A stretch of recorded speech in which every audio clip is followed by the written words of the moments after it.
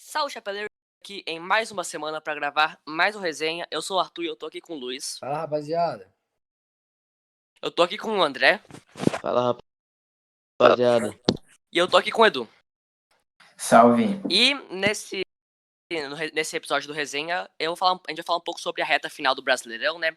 Pela briga do título, agora que o Inter assumiu a liderança. Mas também tivemos uns confrontos muito interessantes. Eu vou começar com você, Edu. O que você achou do 5-1 do Inter em cima do São Paulo, que meio que mudou a chave dessa reta final do Brasileirão? Eu já esperava que o São Paulo não ganhasse do Inter, mas não como uma goleada, porque os jogos anteriores o São Paulo não estava jogando bem, tem muita dependência do Luciano, o time parece que se abalou depois que foi eliminado pelo Grêmio, não foi mais o mesmo. O time parece estar sem vontade de jogar, os jogadores não estão correndo em campo, não acertam nada. O Luciano até tentou. No início do segundo tempo, o São Paulo até começou melhor um pouco. Tava 2-1 o jogo lá, que o Luciano conseguiu fazer um gol. Mas só que depois do terceiro gol do Inter, que foi basicamente uma assistência do Vitor Bueno, entregou o jogo pro Inter. Depois disso só foi massacre. A única chance, o melhor momento do São Paulo no jogo, por causa de um erro individual, São Paulo se perdeu completamente, foi um balde agradável. E depois disso, São Paulo não conseguiu mais jogar. Exatamente. Luiz, nesse início de ano, o São Paulo não soma nenhuma vitória e são 3 empates e 2 derrotas. Não, são 3 derrotas e 2 empates. E o que você acha que o São Paulo deve fazer para mudar essa chavinha e tentar beliscar o título, né? Que acabou escapolindo para as mãos do Inter. Mas você perguntou pra mim, foi? Para você mesmo. O São Paulo definitivamente não vem com uma boa sequência. Ele tava bons pontos na frente, acho que chegou a estar 7. Não sei, me corrijam. 7 na frente, eu acho que 12 do Inter. Beleza, mas já esteve com bastante pontos na frente dos seus adversários diretos. Porém, como o Arthur acabou de citar, veio numa grande decadência, numa péssima sequência de jogos, quase nunca vencendo, raramente. Em compensação, o Inter vem com mais de 5 vitórias seguidas. 7 vitórias. 7 vitórias seguidas, então eu acho que por um mérito do Inter ele vem sendo líder hoje. Acho que uma surpresa para muitos, né? Porque logo que chegou o Abelão foi muito contestado, por já ser, entre aspas, ultrapassado, né? Porém, eu acho que ele vem fazendo um ótimo trabalho. A gente já pôde perceber isso contra o Boca no jogo de volta, apesar da desclassificação. E eu acho que o Inter vem merecendo isso. E o São Paulo, para conseguir ser líder, não tem outra opção a não ser começar a vencer jogos e torcer para o Inter perder. Não tem o que fazer. Eu não sei uma forma como ele pode melhorar o seu jogo, porque é complicado com o mesmo treinador você querer mudar o estilo de jogo do treinador. E o que vem dando errado, às vezes, muito o trabalho defensivo, talvez melhorar, mas o estilo de jogo ofensivamente, da saída de bola, não tem muito o que mudar, porque sempre foi o estilo do Diniz, e é isso. Exatamente. Como o Luiz falou, eu era um dos maiores críticos do Abel. Eu não achei que ele estaria ao nível do Inter atualmente. Eu também achava ele ultrapassado, mas ele conseguiu calar minha boca. Depois do jogo do Boca, eu acho que vários torcedores colorados tiveram uma esperança, porque o Inter não fez um jogo bom, não fez um jogo ruim, quase até eliminou o Boca, foi um pouco de sorte, eu acho, até, do Boca.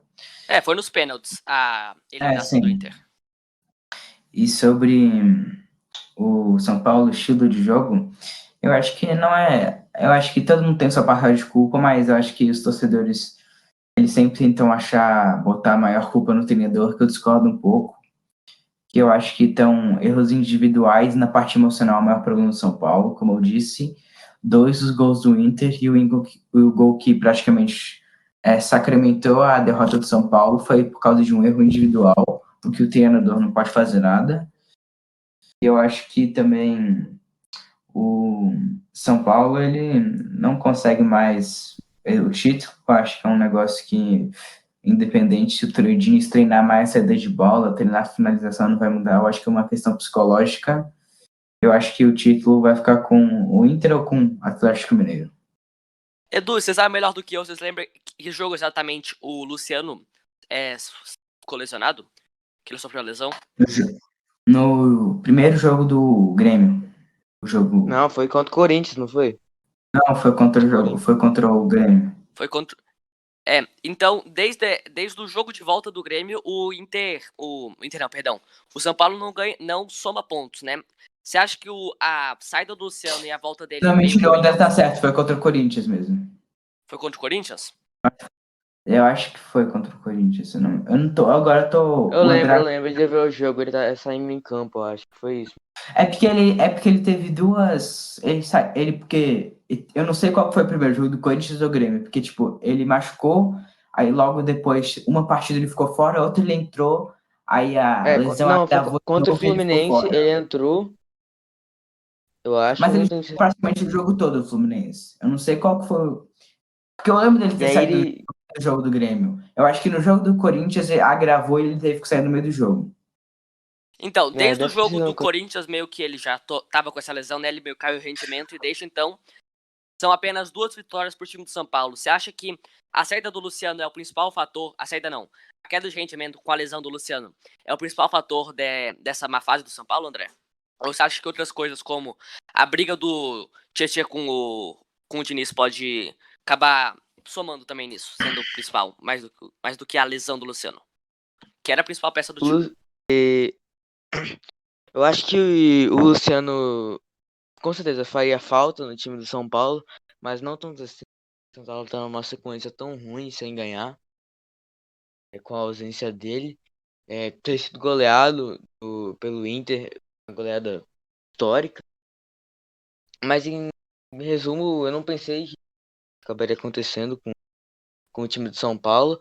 O Fernando Diniz tem que mudar muita coisa. Como o Edu fala, tem sendo muito marcado por erros individuais. Em relação à briga com o Tietchan, eu acho que o que o Fernando Diniz fez não foi certo. Mas eles provavelmente já se resolveram. Eu acho que o clima tá ainda pior. No vestiário estaria saindo mais coisa. Em relação a isso, mano.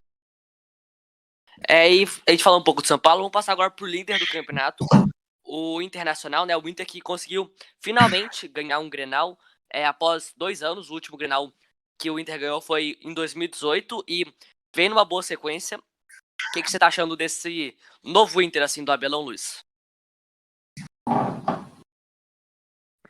Eu, particularmente, me surpreendendo bastante e o futebol do Inter me agrada muito, ainda mais com essa vitória agora, ganhando o Grenal depois de 9 Grenais? Quantos, vocês sabem? Era Acho que 11, 10. 11 Grenais. 11 Grenais sem vitórias, e após isso conseguiu uma vitória nos minutos finais, para muitos um pouco contestável, mas não deixa de ser vitória, não deixa de ser 3 pontos. O Inter, que na minha opinião, eu já estava dando como um dos times que não tinha uma chance de ser campeão, né? Depois da saída do Kudê, veio numa péssima sequência. Você sabe me dizer como que estava depois da saída do Kudê, logo os primeiros jogos? Vai falando aí que eu consigo buscar informação pra você. Beleza, mas o Inter, pelo que eu me lembro, não veio numa boa sequência. Ele veio, como o Edu até falou no começo, já estava a 12 pontos do São Paulo, que era o líder, porém, com o Flamengo tropeçando, o Atlético tropeçando e o São Paulo tropeçando, ele conseguiu pegar a liderança e hoje se vê até disparado, né? Com 4 pontos, acredito que são 4 pontos, né, do São Paulo. E com a vitória do Atlético hoje, que já acabou o jogo do Atlético, galera? Ainda não. Não, tá 27 3-0. minutos. Tá 2-0. Tô aqui. Inclusive, alguém Beleza. saiu machucado, feio. E 5 pontos do Atlético, né? Com essa vitória do Atlético.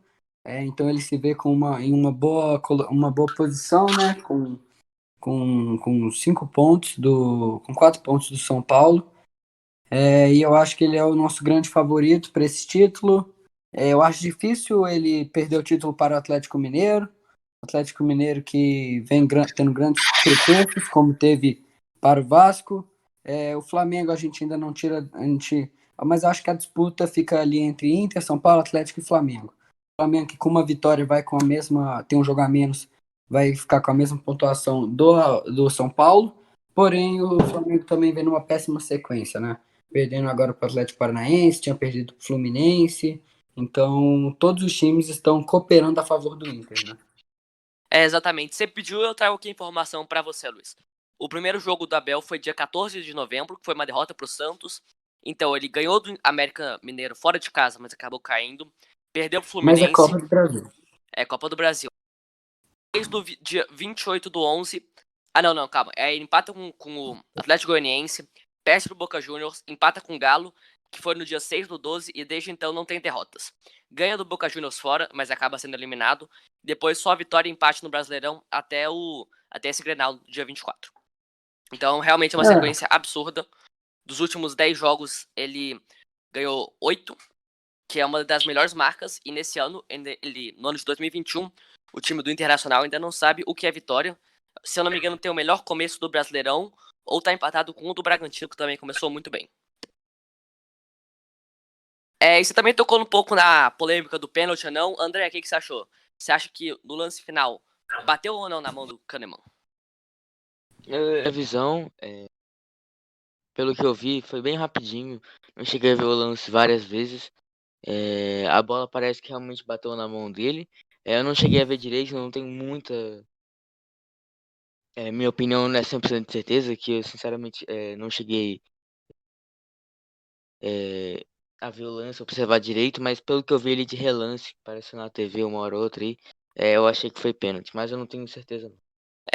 E esse Grenal é muito importante para o Inter se isolar na liderança, e temos outros times em disputa. E tem o Galo, né? O Galo que parece que ele não quer ganhar o campeonato. Ele tem um empate muito bobo contra o Grêmio. O Ferreirinha acaba entrando e mudando a história do jogo, tomando empate, acho que foi nos 40 do segundo tempo. Tem um jogo ridículo contra o Vasco, e o começo do ano do Inter, que foi muito bom, é muito diferente do começo do ano do Galo. Né, Edu? O que você tá achando desse início de ano do Galo do São Paulo?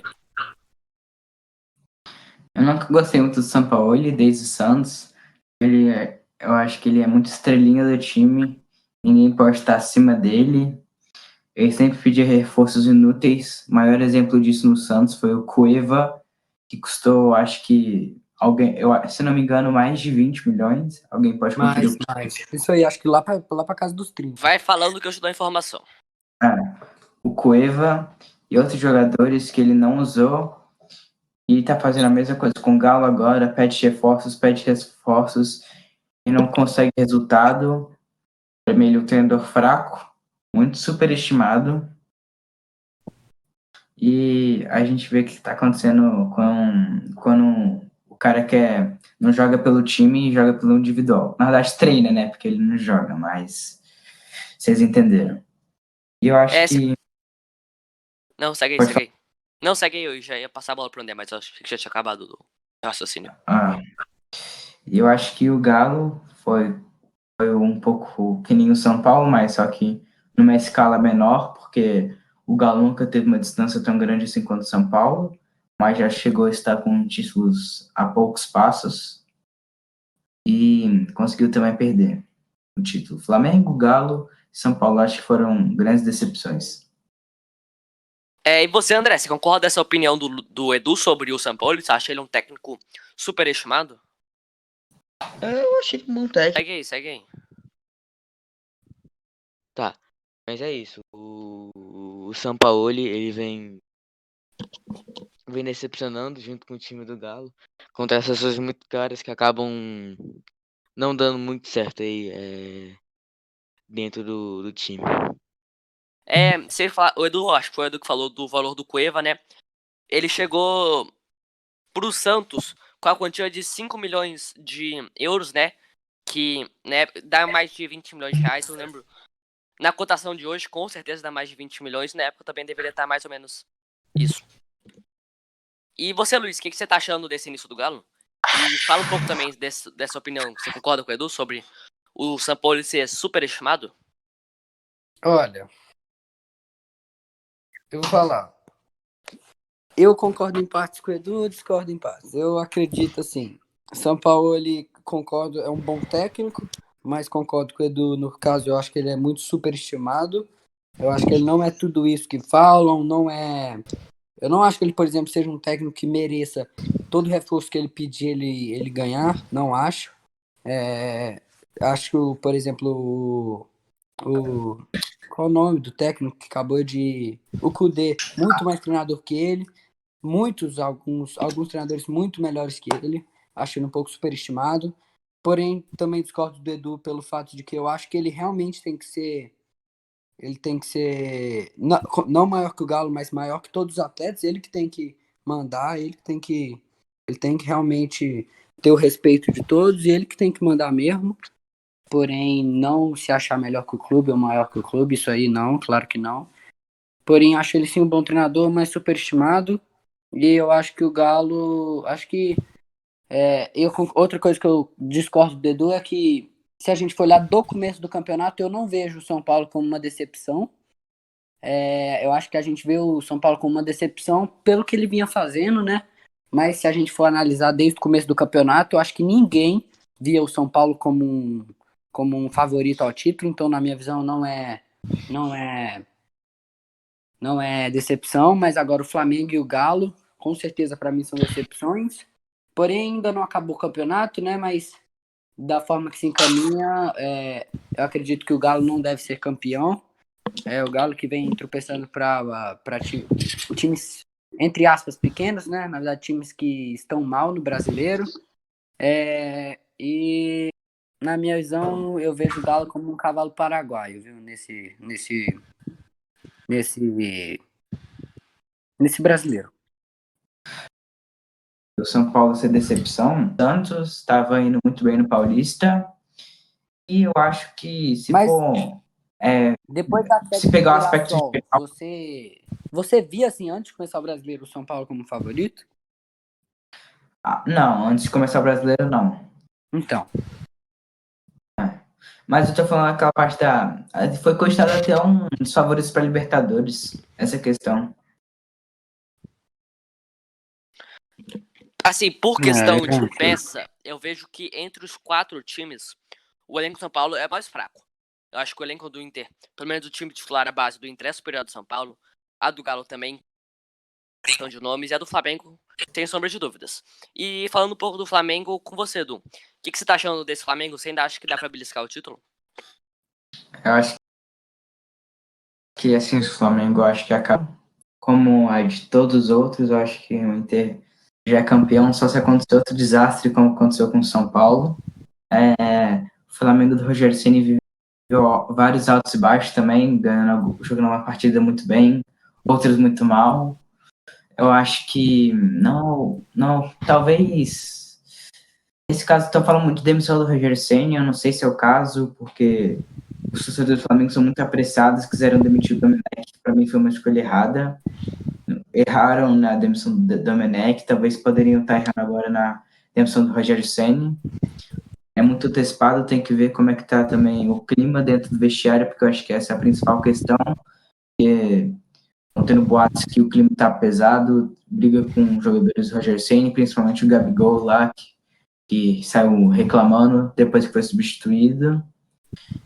E eu acho que diferente do Diniz, eu acho que a maior culpa do Flamengo estar jogando mal é o Rogério Ceni. Eu acho as substituições dele muito ruins.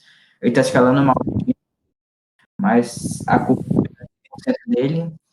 Muitos jogadores estão abaixo do nível, como Everton Ribeiro, Bruno Henrique, Gabigol. Ninguém está jogando como se esperava. Deu nisso.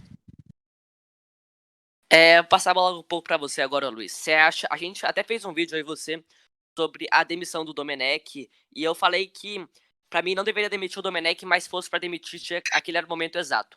Você prefere o futebol do Flamengo na era Ceni ou na era Domenech? E aproveita e também fala um pouco sobre essa reta final do Flamengo. Olha, sempre teve uma pergunta complicada, né? Dessa do Domenech. Assim, eu acho que com certeza, eu não acho que o Domenech deveria ter sido demitido, assim como o Fernando Diniz não foi e vem fazendo, por mais que não esteja sendo esperado esses últimos resultados, ele com certeza vem fazendo um trabalho excepcional no São Paulo. Eu acho que ninguém esperava que nem os torcedores, como o Edu falou, esperavam que o São Paulo fosse líder a 12 pontos nesse Brasileirão. O elenco do São Paulo é muito limitado. E o trabalho que o Fernando Diniz fez foi ótimo. Então acho que deveriam dar mais tempo para o Domenech, com certeza. Essa pergunta eu acho muito complicada sobre qual vem fazendo o Flamengo jogar melhor, se for o Domenech ou o Ceni. Eu não acho que melhor, eu não vou nem responder essa pergunta, que essa aí eu deixo em off. Porém, eu acho que o Rogério Ceni vem, como o Edu falou, sendo um dos principais fatores para o Flamengo não estar decolando. Ele sempre vem fazendo mudanças equivocadas. Para ele, não pode jogar Gabigol e Pedro juntos. Então, acho que por isso ele vem sendo muito criticado. Muitos até pedem qual o nome? A demissão do Rogério. Porém, eu acho que também muitos jogadores do Flamengo vem sendo abaixo. Eu também acho que os flamenguistas também se emocionaram demais com o ano de 2019, né? Que foi espetacular. Eu acho que eles se empolgaram demais. Isso ali não acontece todo ano. Foi uma coisa assim fora do normal, ganhar Brasileiro e Liberta. O Bruno Henrique muito abaixo, o Gabigol abaixo, Pedro voltou da seleção um pouco abaixo também, o Everton Ribeiro a gente nem fala, né? Acho que todos os jogadores, se você for olhar, estão bem abaixo do ano de 2019, e eu acho que essa é a realidade. Porém, o elenco do Flamengo pode render muito mais do que vem rendendo, e porém ele ainda é um candidato ao título, né? Porque ele tem um jogo a menos, com a vitória ele fica a 4 pontos do Inter, porém, com a sua sequência de derrotas e empates, é complicado ele buscar esse título. Já que o Luiz não respondeu, eu peço para você responder, André. Qual futebol você prefere? O Flamengo na era Domenech Torrent ou o Flamengo na era Rogério Ceni? É bem difícil, porque o Flamengo na época do Domenech Torrent, eu acho que alcançou resultados melhor pra mim. Tava tão ruim, mais resultado. O Rogério Ceni veio de tudo bem. Foram jogos, competições, mas de 2 eliminações. E acho que deve ter pegado o Flamengo. Resumo, o Domenech não tava fazendo. A perca do Jorge Jesus influencia até hoje. Eu não sei como hoje está o vestiário do Rogério Ceni, mas não parece muito bom.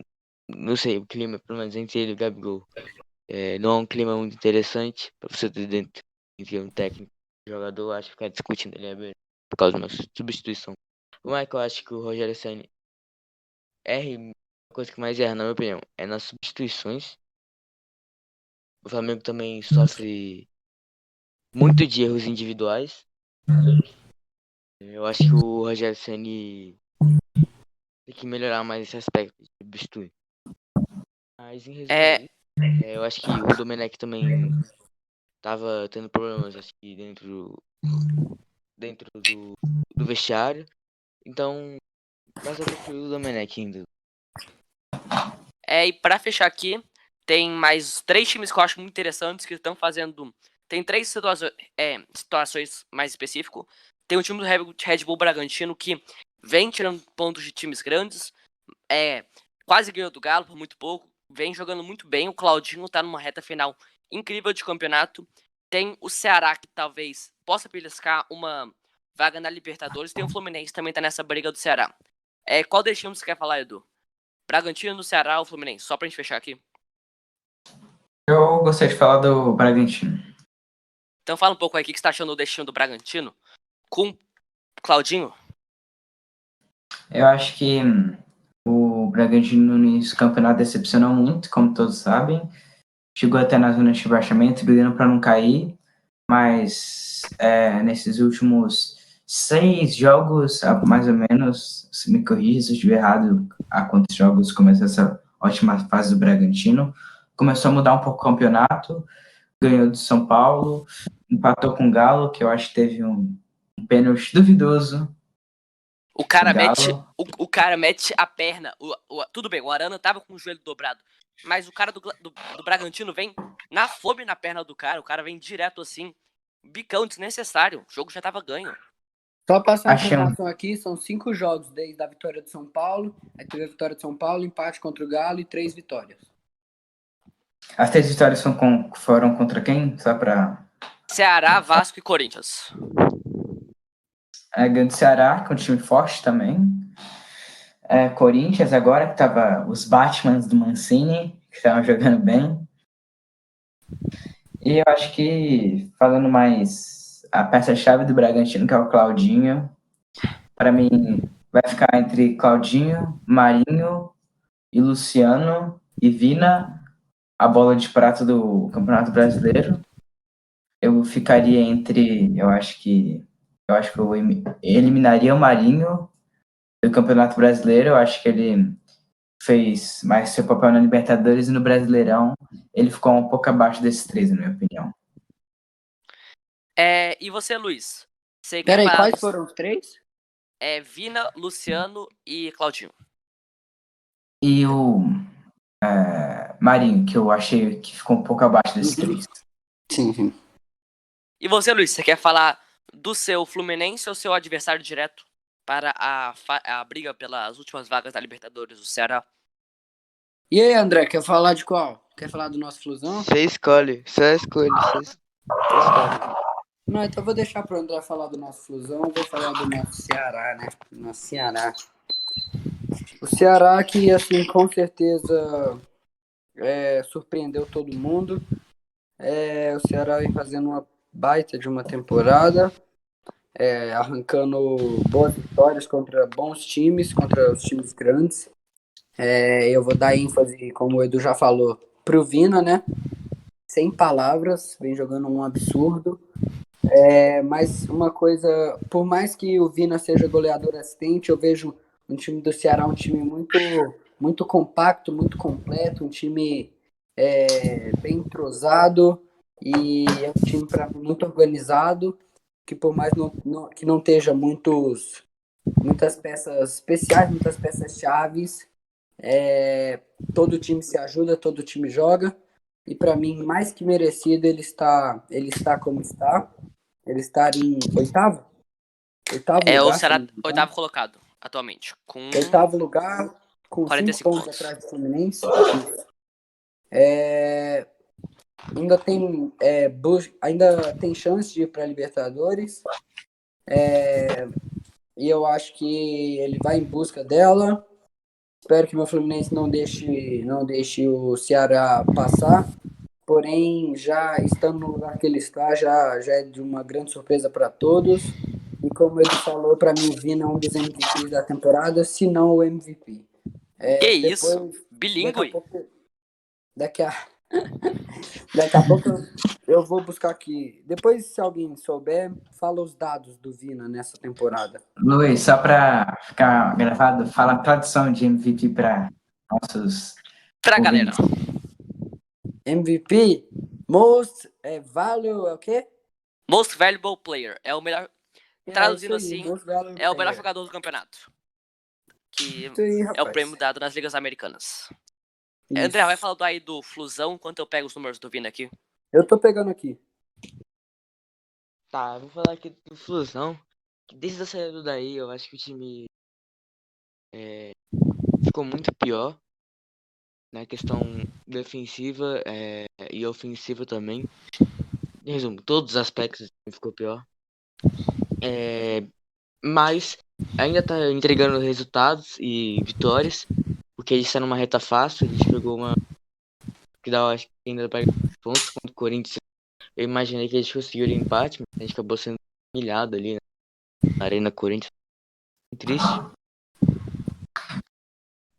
Eu pensei que a gente conseguiria empate com o Corinthians, ganhar do Coritiba, mas a gente tá numa sequência tranquila ainda, a gente vai ter um confronto direto entre o Ceará, temos jogos contra o Goiás, jogos contra o Bahia, pra parte de baixo dela. Temos jogos difíceis também contra o Santos, que também tá na luta direta ali pra esse dia 7 e 8. Então, é isso. O Fluminense caiu muito. Eu acho que o Marcão, diferente de 2019, que conseguiu um bom aproveitamento, tá mostrando um futebol até que interessante, bons resultados. Aqui a gente só tá, na minha opinião, conseguindo resultados. O futebol não vem me agradando. Eu acho que o time do Fluminense, mas que eu gosto muito do Marcão, ele seja um ídolo do Fluminense, eu acho que tem que se preparar. Eu acho que o Marcão tem que se preparar um pouco mais para se tornar o técnico definitivo do Fluminense. Mas em geral isso, o time do Fluminense, se continuar conseguindo resultado, e para Libertadores para mim tá ótimo. Mas o mau futebol jogado pelo time irrita.